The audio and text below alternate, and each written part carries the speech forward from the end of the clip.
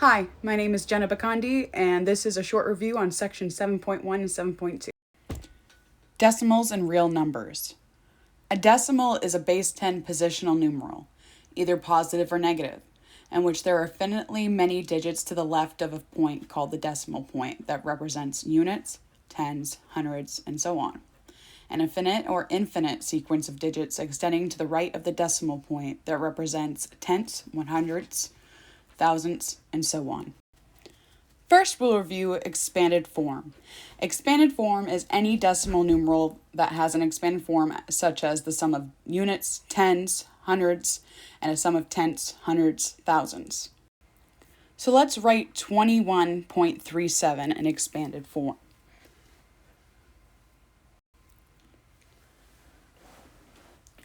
So remember, each one of these places we're going to look as one of the tens places, tens, 100s, units, etc. So what we'll do is we'll take our 2, which is in our tens place, and times it by 10 to the first, since in the tens place. And then we'll add 1 times 10 to the 0, since it's in the ones place. And then we're going to add our decimals. So we're going to add 3 times 10 to the negative 1, since it's down 1. And then we're going to add 7 times 10 to the negative 2, since it's in the second of the tens place. If we put that together, that's basically us saying 20. 1 times 10, 0, should be 1. And then 3 times 10 to the negative 1 would be 3 tenths. And 7 times 10 to the negative 2 would be 7 100ths. And that's how you would write 21.37 in expanded form. Representation in expanded form. Here I have 2 100 mats. This is what we're going to call our mats, our strips, and our units. And in this case, when we're using it to represent decimals, we could view the mats as single digits and the units and strips as the point decimals. So we could look at this one mat as 1 plus 1. And then we have our decimals. So we have 2 strips here, which would be 2 over 10. It's in our tens place. And then we have 4 single units. So that would be 4 over 100. And that would give you 2 whole, which would be 2. 2 tenths plus 4 100ths. So that would give us 2 in our tens place and 4 in our hundreds place. 4 in our hundreds place, which would give us 2.24. Now, think about this in a way where you'd be able to explain it to young children. Now, how could you use money to explain the decimal 32.75? Now, if we use expanded form, again, we could have 3 times 10, just because 3 times 10 equals 30. We could have 2 times 1, because there's only number 2 in the tens place, plus 7 times 1/10, or dimes, since 7 stands for the dimes, and then add 5 over 100 for the pennies. So this would give us 30 plus 2 plus 70 over 10, 7 over 10 plus 5 over 100, which would give us 32.75. And that's how you would represent money, by using expanded form.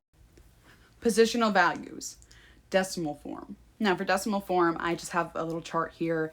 It just shows you hundreds, tens, units, tenths, the hundreds place, thousandths, and 10,000ths place. And this is just a good mock-up for you to use whenever you're dealing with positional values in decimal form. how to change decimals to expanded exponential form. Here we see 226.75. So we're going to go ahead and expand this. We've got 2 times 10 to the second plus 2 times 10 to the first plus 6 times 10 to the 0 plus 7 times 10 to the negative 1 plus 2 times 10 to the negative 2. And that's how you write an expanded exponential form. Now let's do this again with 20.0011. So we're going to write an exponential form as well. This one's going to be a little longer. So we're going to do 2 times 10 to the first plus 0 times 10 to the 0 plus 0 times 10 to the negative 1 for our decimals plus 0 times 10 to the negative 2 plus 1 times 10 to the negative 3, and our last one plus 1 times 10 to the negative 4. And that's how you write a 0.4 decimal number in expanded exponential form. Now let's go over multiplying and dividing by the power of 10. Here we have the number 35.612. Now, if we're going to multiply this number, let's go ahead and do one as an example. 10 to the second. 10 to the second, or it would be called 100. So 35.612. Now, when we multiply this, what this is going to do, but basically what this tells you, it's going to move the decimal 2 places to the right. So instead of 35.612, you would have 3561.20. And that would be your new answer. So think about it. If we're going to divide 35.612 by 10 to the second, that means we're going to move 2 decimal places to the left. So that would give us 0.035612. Because remember, we're moving 2 decimal places over. And up here, we're moving 2 decimal places to the right. So if we're multiplying, we're moving 2 decimal places to the right. If we're dividing, we're moving 2 decimal places to the left. If we're timesing or multiplying or dividing by 10 to the second. Now let's carry on to some more examples. 10 to the second times 25.36. Again, in our previous slideshow, we went by 10 to the second. Multiplying is going to move the decimal place to the right. So if we're multiplying it by 10 to the second, we're going to move it twice. So instead of 25.36, we'd have 2536.00. Again, for part B, 25.36 divided by 10 to the second. Again, instead of moving our displaces to the right, we're going to move to the left. So instead of 25.36, we would have 0.2536 because we're moving 2 decimal places to the left. Example C, 100 times 32.362. Now remember, in our previous slide, 10 to the second is the same as the 100. So again, we're going to move decimal places. So instead of moving 2 places, we're going to move 2 places to the right, which is going to give us 36.20. Now 10,000, you can get out your calculator for this one if you need it. It's actually going to be 2 extra places. So instead of going to the left 2 places, you're going to go 4. So we're going to go 0.00323362 because we're moving 1, 2, 3, 4 places to the left. And that is how you put it into expanded form by multiplying and dividing. Fractions to decimals. Now in this section, I'm going to show you how to convert fraction to a decimal. So we have 27 over 40. So what we want to do is we want to try to equal it to out of thousands. So we want to multiply 40 by something that's going to equal to 1,000. So how many times can 40 go into 1,000? 40 can go into 1,025 times. So what we're going to do is multiply 40, the denominator and the numerator, by 25. So 25 times 27 equals 675. And 40 times 25 equals 1,000. Now we have 3 zeros. We have 3 decimal places, so we know we're going to have to move that decimal place over to convert to our decimal. So we're actually going to come out with 0.675. And that's going to be our decimal converted from the original fraction. Let's go over a few more examples. For part B, we have 39 over 200. So 200 can go into 1,005 times. So we're going to, again, take 39 over 200, and we're going to multiply the denominator and the numerator by the same number, which is 5. 39 times 5 equals 195. 200 times 5 is 1,000. And we have 3 decimal places, so again, 1, 2, 3. Our answer is 0.195. So for part C, 18 out of 100. Again, we want to get that denominator to equal to 1,000. So 10 times 100 will equal 1,000. So we're going to do the numerator and denominator again by 10. 18 times 10 is 180. 100 times 10 is 1,000. Move your decimal places, and we get 0.18 as our answer for 18 over 100. Computations with decimals. Rounding integers. First, let's go over how to round to the nearest integer. The rule for integers is less than 5. If it's less than 5, it goes under. You round down. If it's more than 5 or equal to 5, you're going to round up. So when it asks us in this situation, 6.3574, we're going to look at that closest integer, and we see that it's the number 3. So it's lower than 5, not equal, so we're going to round down, so it's going to stay 6. Now let's keep on to that first number, 6.3574.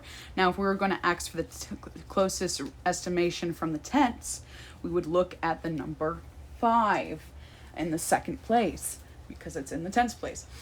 So we would look at, we want to round it up to the tenths place here, so we'd look at the number 5 in the hundreds place. It's number 5, it's equal to it, so we're going to round up. So it would be 6.4 in the tenths place, because we're rounding up from the 5 in the hundreds. If they ask for the hundredth, we're going to look at the 7 and the thousandths place, because that's going to determine what the hundredth is. So if it's 7, it's going to be higher, so we're going to round up. So it's going to be 6.36. And that's how you would round. Estimations. First, we're going to do an estimation with addition. So in this matter, we have 33.274 plus 286.50. So if we look at this, if we're just trying to like round up the number, we could just add this up to, this is 33, we could round down, so it would be 30. 286, it's 6, so we'd round up, so that'd be 290. So we can estimate by that way of saying that it may be estimated equal to 320. Now, if we do that another way, because you know this is like an easy way to just estimate it in your head, but we can also add it. And the one thing you'll have to instill into the kids, because they don't automatically think to do this, is we need to line up these decimal places. So it'll be 33.274 over 286.50. And as you can see, we don't have anywhere for that 4 underneath. So what we can do is we automatically already know this is obviously 0, because there is no number, no numeral, no integer. So we're going to add 4 plus the 0 is going to be 4. 7 plus 0 is 7. 2 plus 5 is 7. 3 plus 6 is 9. 3 plus 8 is 11. Carry the 1. 1 plus 2 is 3, so 319.774. If we take that closest number and round up, we get 320 estimated, just like our original estimation. And that's how you do addition with estimations. Now let's try subtraction. 0.007 minus 1.02. So the way we can do this is subtract it the opposite way, where number 1 will be on top. So 1.02, and don't forget to line up those decimal places, 0.007. Now remember, now we don't have that 0 place, but we know we can go ahead and put it in there. And 0 minus 7, we can't do that. So we'll cross out the 2, that'll be a 1. Cross the 0, it'll be a 10. 10 minus 7 is 3. 1 minus 0 is 1. 0 minus 0 is 0. And 1 minus 0 is 1. And remember, we're subtracting from each other, so this would be negative 1.013. And that's how you subtract with estimation. That sums up my short review of 7.1 and 7.2. I hope you enjoyed this video and have a wonderful day.